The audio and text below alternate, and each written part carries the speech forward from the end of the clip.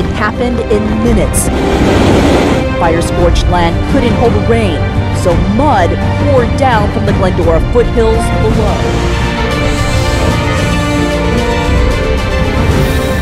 Elizabeth Silva with this breaking news. A powerful earthquake has struck just off the coast of Chile. The U.S. Geological Survey says it had a...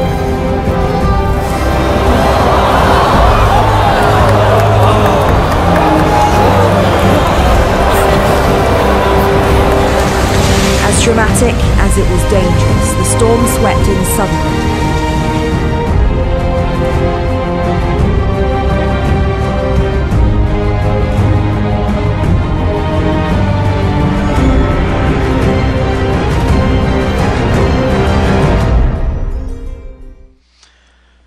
Alors voici, je commence la présentation concernant le fameux symbole du trident.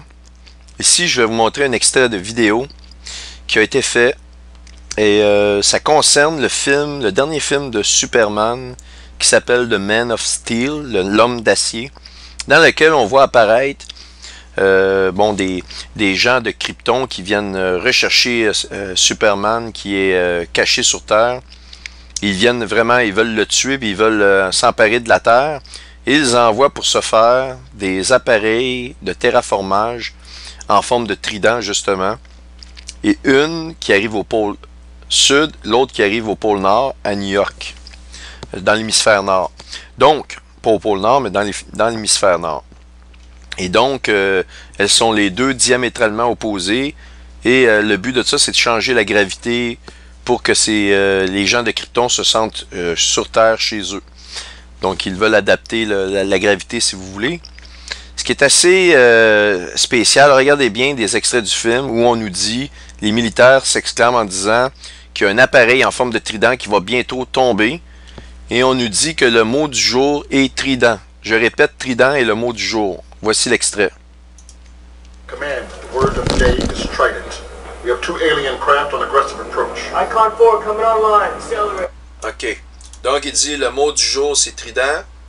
Il dit il y a deux vaisseaux étrangers en forme de trident en approche. Puis là, on entend une voix qui dit I confirm, je confirme. Il y a deux tridents qui se posent. On va revoir l'extrait. Command, the word of the day is trident. We have two alien craft on aggressive approach. Icon 4 coming online. Accelerating.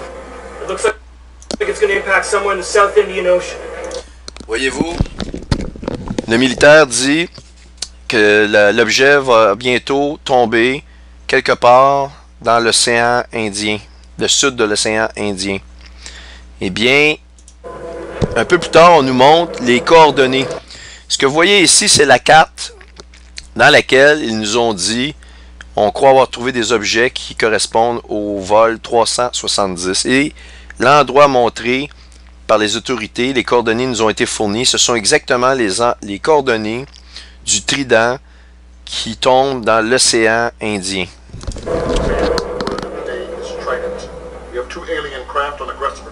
Icon 4 coming online. It looks like it's going to impact somewhere in the South Indian Ocean. On voit ici le trident. La qualité de l'image n'est pas bonne, mais au moins vous voyez. The rest of the ship is descending. Put on the board now. Yes, sir. Ici, lorsque la machine fait le terraformage de la planète, on voit un autobus avec le chiffre du vol 370 ici apparaître. Et on le voit à deux endroits dans le film, à deux endroits différents. Voyez-vous, 370. La lettre ici qu'on voit apparaître, c'est MI. Selon certaines personnes, ça pourrait dire Missing in Action, donc manque à l'appel. Command, the word of the day is trident. 370 pops up again. It just pops up right at the screen in this scene here with all the debris below. On voit ici le drapeau, pas le drapeau, mais le logo de la Malaysia Airlines, qui est la forme d'un trident. On va le voir aussi que ça correspond à un cerf-volant.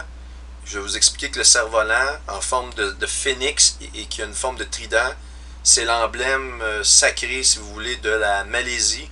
On voit ici le logo de Maserati, qui est un trident, et on voit le logo de l'Ukraine ici, qui est un trident.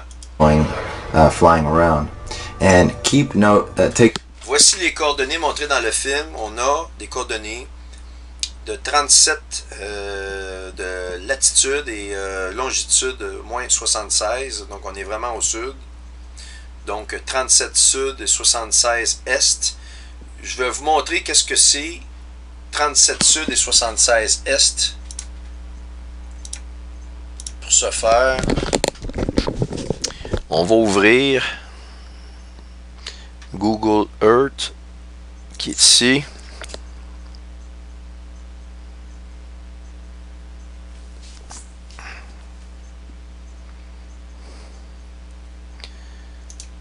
J'ai dû tout réinstaller mon ordinateur. J'ai des messages qui apparaissent qui sont indésirables. Là.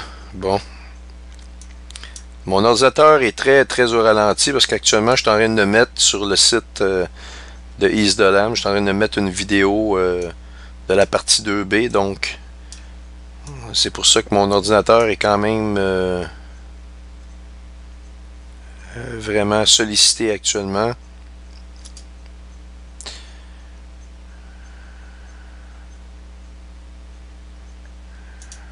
Bon. Ok, donc on a dit 37.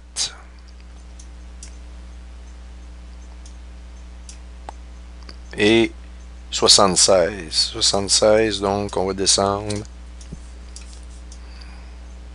37 sud, 76. Donc c'est pas mal ce qu'on a ici. Donc si je dégrossis, voyez-vous, on est vraiment, vous avez l'Australie et on est ici. Par contre, si je vais prendre les mêmes coordonnées à l'inverse et je m'en vais, donc je vais avoir 37 nord et 76 ouest, parce que là j'avais 76 est, eh bien où allons-nous arriver? C'est ça la grande question. Alors 37 et 76 ouest. 37 nord. Et vous ici. Et 76. Donc, qu'est-ce qu'on a? On arrive à Virginia Beach.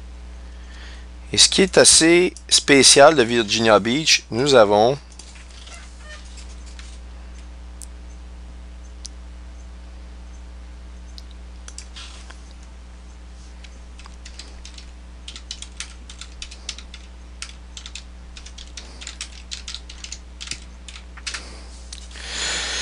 le fameux festival de Neptune annuel à Virginia Beach. Et vous savez que Neptune, le dieu Neptune, son logo et le sceptre qu'il porte représente le trident. D'ailleurs, en image, nous voyons, ils ont même un festival de sable dans lequel ils font, si vous voulez, un concours de sable. Et voyez-vous à l'effigie de Neptune, on voit ici une image. On en voit un autre ici. Et ce qui est curieux ici, je vais vous le montrer plus tard, le soleil avec la lune, eh bien, c'est exactement le logo qu'on retrouve sur le drapeau de la Malaisie. Donc, on a aussi, exactement aux coordonnées inverses, montrées dans le film The Man of Steel de Superman. Ça, c'est à Virginia Beach.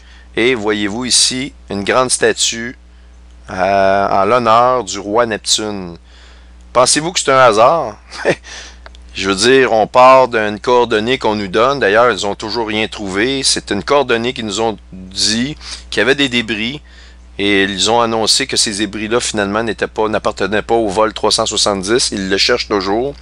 Mais quand on regarde les coordonnées, ce sont les mêmes du film qu'on a ici dans le film de Man of Steel 37-76 avec le fameux trident.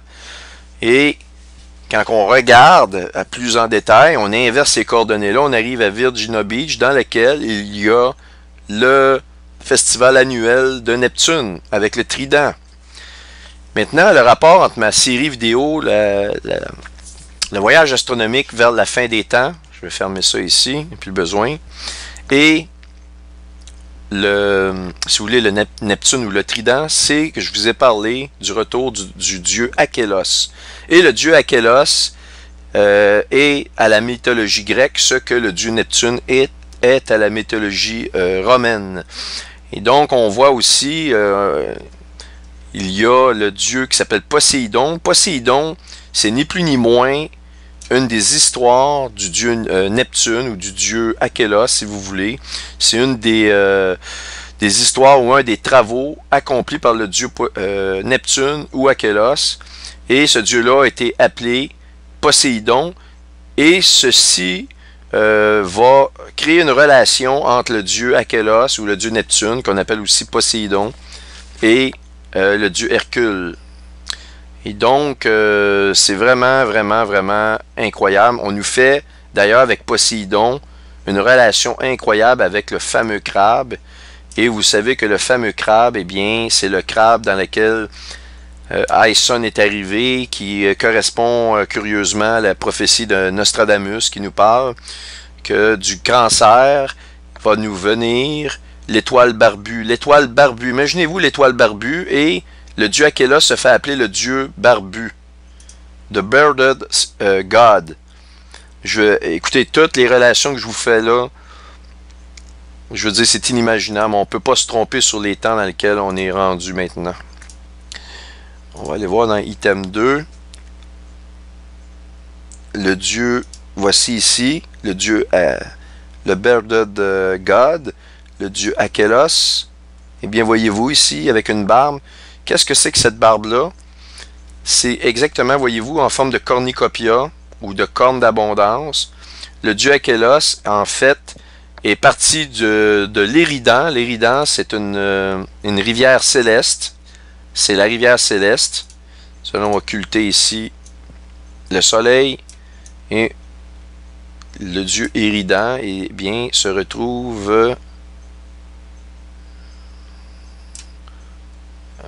très proche ici. Bon, je vais faire une recherche parce que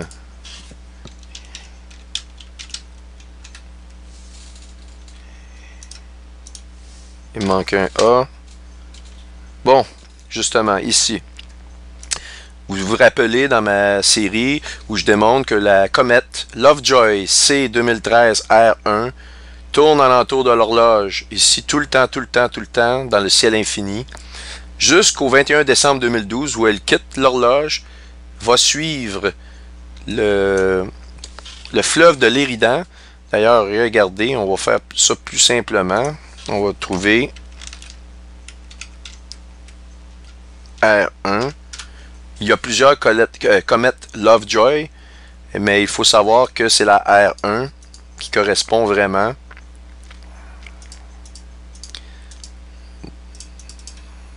Donc, on la voit ici faire le tour de l'horloge. À partir du 21 décembre 2012, je veux dire, si je descends là, les années, voyez-vous, 2008, elle est toujours en tour de l'horloge.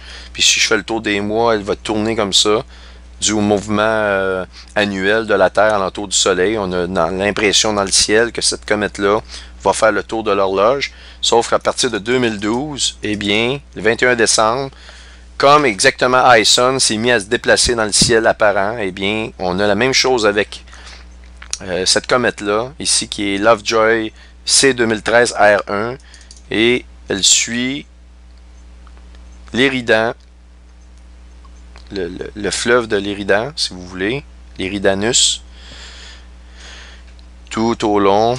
On va accélérer un peu, voyez-vous, elle traverse tout le long du fleuve. C'est une preuve de vraiment du retour, c'est un signe du retour du dieu Achélos, dieu Neptune.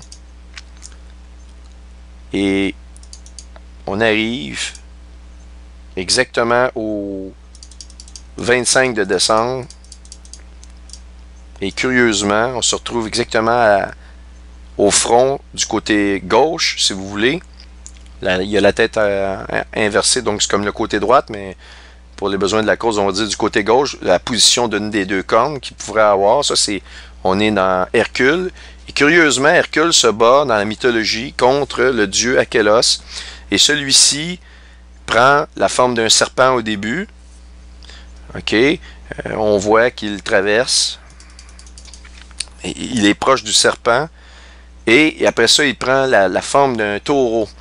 Et c'est là que le Hercule, lui, arrache une des deux cornes. Et cette corne-là, arrachée, devient le cornucopia, la corne d'abondance. Et c'est une étroite relation avec la vision de Amos dans le chapitre 8, où l'Éternel dit à Amos, « Que vois-tu? Je vois une corbeille de fruits, de fruits d'été. » Et la corbeille de fruits, si vous voulez, la corbeille, c'est la fameuse cornucopia, qui est vraiment le symbole. Et tout ça est relié exactement au sceptre, si vous voulez, à 3 pointes, qui est le trident. Et maintenant, on nous parle du trident, on nous parle dans le film de Superman, et je vais vous en montrer un autre où on nous parle du trident. Eh bien, c'est durant le Super Bowl de 2014. Je vais vous faire défiler le film, mais je vais vous faire la traduction simultanée, si vous voulez, du texte en français qu'on a pendant cette présentation-là. Et vous allez voir que c'est assez extraordinaire.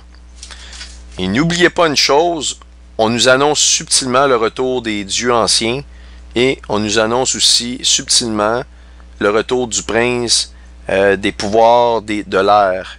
La Bible nous dit dans Éphésiens que Satan est le prince de ce monde et le prince des principautés de l'air. Alors je laisse aller et je vous traduis au fur et à mesure. Alors je vais monter le son pour que vous puissiez entendre quand même la version anglaise. Et voici, je vous fais la traduction simultanée en français de qu'est-ce qui se dit. Mais vous allez vraiment voir qu'on parle des puissances de l'air. Alors voici.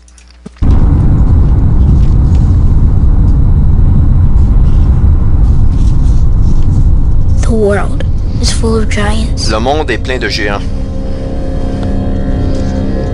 They have always been here, Ils ont toujours été là. lumbering in the schoolyards. L'exploitation forestière dans les cours d'école, We had to learn how to emboîtant à deal travers with les them, ruelles. how to overcome them. Nous avons dû apprendre à composer avec eux, We were small, à but comment fast. les surmonter. Remember? Nous avons été We were petits, like a mais wind, rapides. Vous appearing out souvenez-vous? of nowhere. We knew that being clever was more important than being the biggest kid in the neighborhood. Il dit, nous étions comme un vent apparaissant de nulle part. Comme un vent apparaissant de nulle part. Éphésiens nous dit que Satan, c'est le prince des puissances de l'air. Après ça, il ajoute, nous savions que être malin était plus important que d'être le plus imposant enfant du quartier. On continue. As long as we keep our heads down, as long as we work hard, trust what we feel in our guts, our hearts, then we're ready. Il dit aussi longtemps que nous gardions la tête baissée, aussi longtemps que nous travaillions dur, ayant foi en ce que nous ressentions dans nos tripes et nos cœurs, alors nous sommes prêts. We wait until they get sleepy.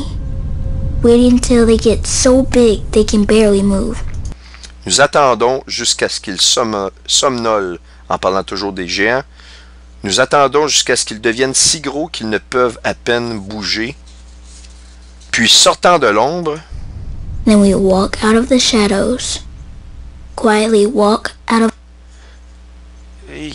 nous marchons finalement tout doucement de l'ombre. Nous sortons de l'ombre et the dark. And strike. nous frappons. Et c'est là qu'on voit apparaître le trident. Donc, il mentionne vraiment qu'ils vont sortir de l'ombre, vraiment de façon discrète, et pouf, vont frapper subitement. Et on voit le symbole du trident, qui est le symbole aussi de Maserati. Et, mais c'est le symbole de l'Ukraine. On le voit ici. On voit vraiment une relation entre ces trois drapeaux-là. J'ai les drapeaux ici dans l'item 2. On va voir ça. Le trident. Et donc, nous avons le symbole ici de Maserati. Nous avons le symbole de la Malaysia Airlines.